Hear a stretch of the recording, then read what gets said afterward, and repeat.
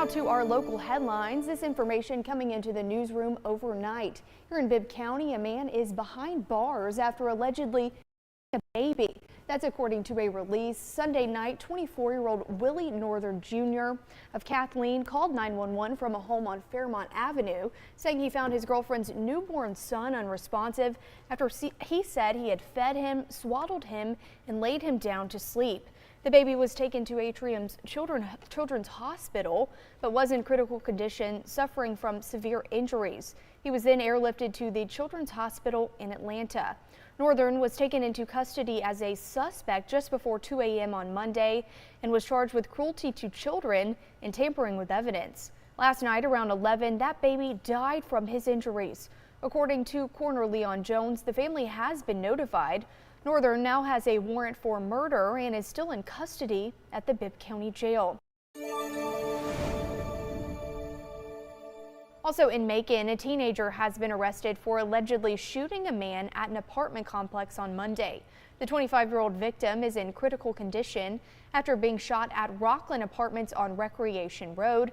Yesterday, U.S. Marshals arrested a 15-year-old at a home on Miller Field Road. They also recovered a gun. The boy's name has not been released. He is in Macon's Youth Detention Center, charged with aggravated assault.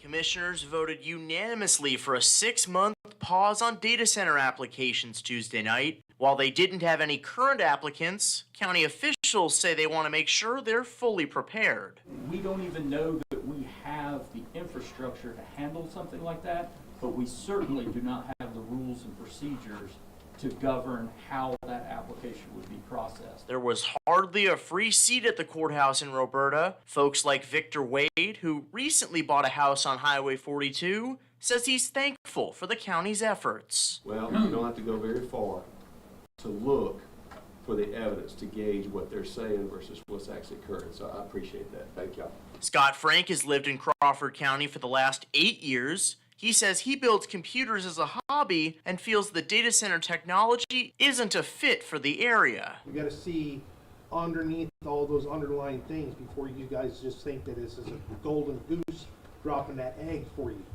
because it's not. Still, confusion filled the room over what a moratorium actually means. Planning and zoning commissioners encouraged people to attend public work sessions as they begin the research process. District 4 Commissioner Melvin Smith echoed those sentiments during the meeting. I don't get on the Crawford County discussion page. I have enough people calling me, telling me some of the BS that's going on out there, okay? Bring it down here, do your research, okay? From here, the county says they're conducting impact and health studies to help draft ordinances and making sure residents have their voices heard.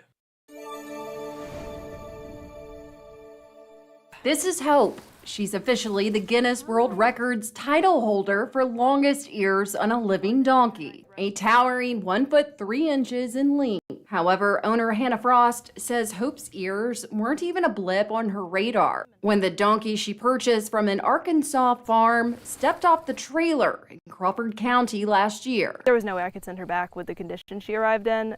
The ad, unfortunately, was not physically accurate. She was extremely emaciated. It was just days and days of going in there not knowing, like, is she good? Something was obviously not right. Also had 3 abscesses that started blowing. Hannah wasn't even sure the American mammoth jackstock would live. But then things began to look up for the sickly Jenny. Started to get her personality back. Soon it was her ears that began to take focus. My vet, Dr. Smith, and her vet tech, they measured them. And just that number, the unofficial one, got me starting to look and see, well, are these really long ears? And it turns out they were. Guinness officially verified on December 22nd. So there was not an official adjudicator here, and that's why the independent witnesses and their statements were so important to the process.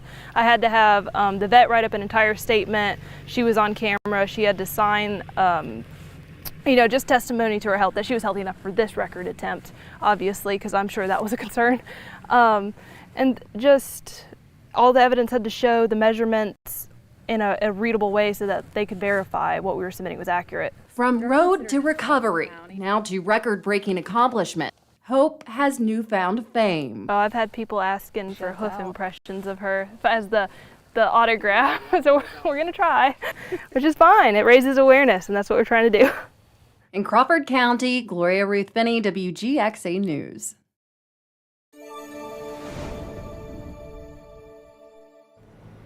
This morning, as questions mount about the future of Venezuela, a source tells ABC News the U.S. has set 2 conditions the interim government must meet: cut economic ties with Russia, China, and Iran, and partner exclusively with the U.S. in oil production. President Trump announcing Venezuela will turn over 30 to 50 million barrels of sanctioned oil as he extends his demands. My question is, or else what? What else is the United States threatening to do, and what actions are they taking? Trump vows the oil will be sold at market rate to, quote, benefit the people of Venezuela and the United States, as he steers some focus to his renewed threat to take over Greenland, a territory that is part of Denmark, a NATO ally. We need Greenland from a national security situation. It's so strategic. Right now, Greenland is covered with Russian and Chinese ships all over the place. The White House is even floating using the U.S. military, drawing condemnation from major European powers and concern from some members of Congress. Look, no, I don't think that's perfect. Leaders from both Denmark and Greenland are pushing back on Trump's demands, now requesting a meeting with Secretary of State Marco Rubio. Christiane Cordero, ABC News, Washington.